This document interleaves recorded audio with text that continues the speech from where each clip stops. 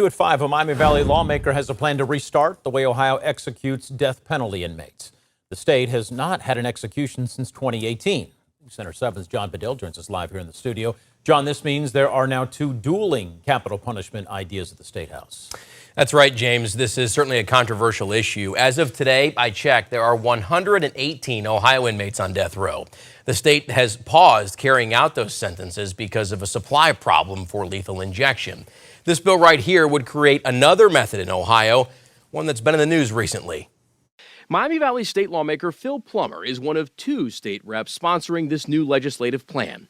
It would allow the state to use nitrogen hypoxia as a new method to kill its death row inmates.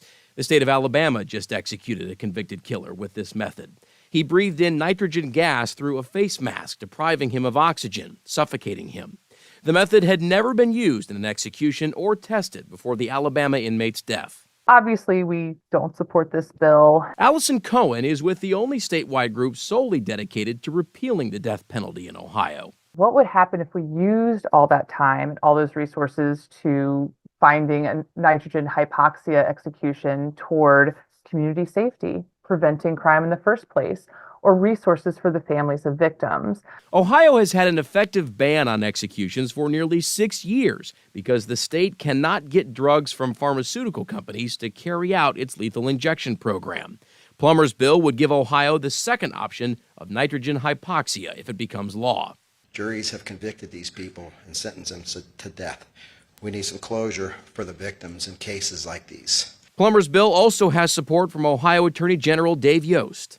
Saying that the law of Ohio should be thwarted, be able to be thwarted, because pharmaceutical companies don't want to sell the chemicals, is an abdication of the sovereignty of the state of Ohio, which still has this law on its books.